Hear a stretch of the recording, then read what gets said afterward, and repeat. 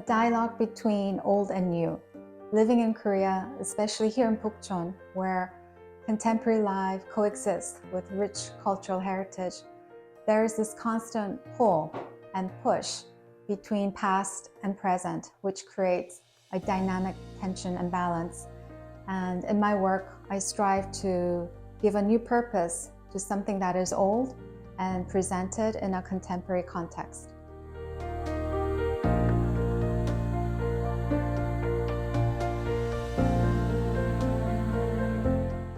Growing up with my mother's jewelry collection shaped my understanding and appreciation of the complexity and the multiple layers of meaning in jewelry. The stories about the people who have kept their generations old traditions alive through the act of making and wearing jewelry have been my source of inspiration. Studying jewelry from all corners of the world, made by past and present cultures, and learning the visual codes behind the designs, the craftsmanship, the symbolism, all inspire me to be creative and to experiment.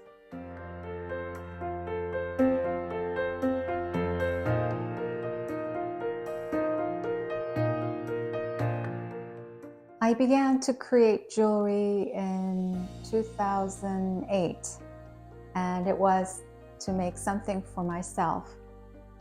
In our collection, there are over 700 items of beaded jewelry, such as the Dinka corset made of seed beads, the Dayak baby carrier decorated with heirloom glass beads, the chevron beads, the millefiore from Venice, the silver and gold beads from Somalia, Ethiopia, India, the trade beads from Kenya. So these are just few examples of our extensive beads collection. We also have countless number of beads in unstrung or broken condition, and they spend their life in boxes. And I always felt it's so sad how they remain forgotten and ignored in the storage room. When I open these boxes, the beads inside seem to whisper, with the thread of love, wear us, take us out of our hiding places and give us a new life. So that's how my jewelry creation began.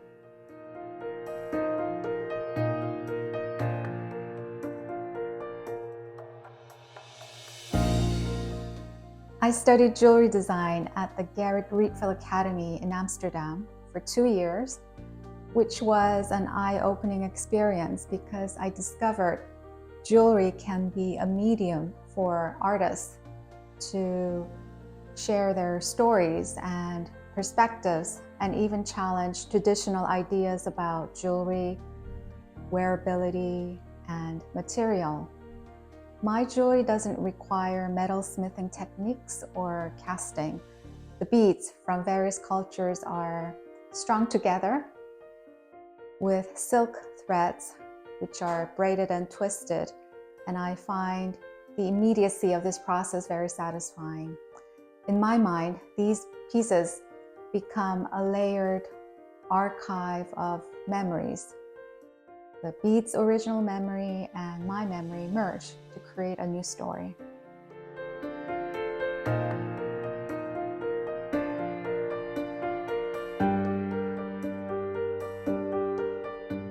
I find inspiration in the beads rather than sketch a preconceived design.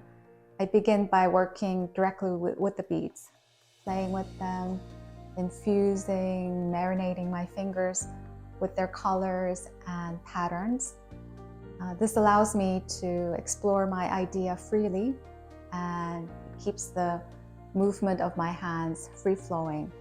So the beads lead the process, and then the idea for the overall piece soon follows.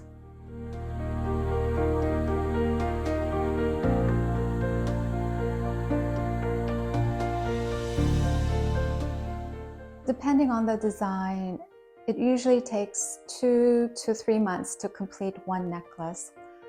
I always have a clear vision of how I want my jewelry to look, but achieving that involves a lot of trial and error.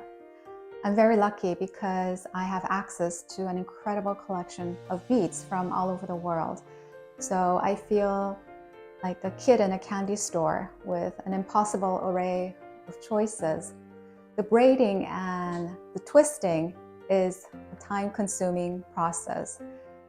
And when I was living in Belgium, I had the opportunity to learn lace-making technique, and I'm happy I can incorporate those techniques into my jewelry making.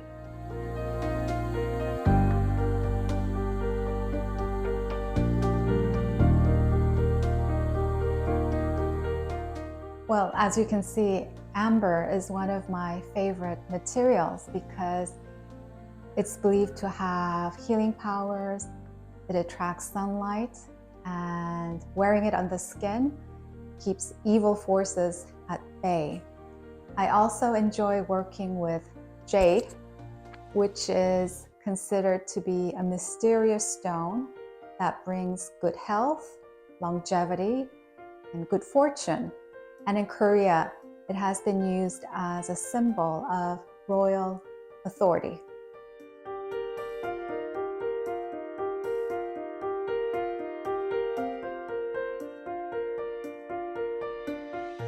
All jewelry is personal, and bespoke jewelry has that extra magical touch. It's a very challenging and extremely rewarding journey to take with a client because two people are collaborating to create a one-of-a-kind piece. Most of the time, the clients have a clear idea of what they would like, and we work together to translate their dreams and their emotions and their life stories into something that's deeply personal and unique.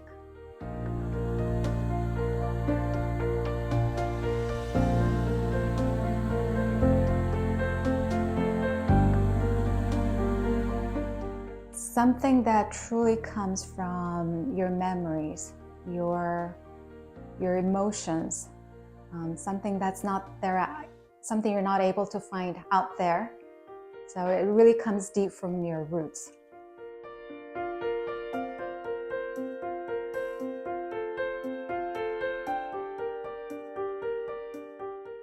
Well, jewelry has long been associated with protection and supernatural powers, and it reflects deep cross-cultural influences on the design. So my hope is that my jewelry can carry on those important traditions with a fresh perspective.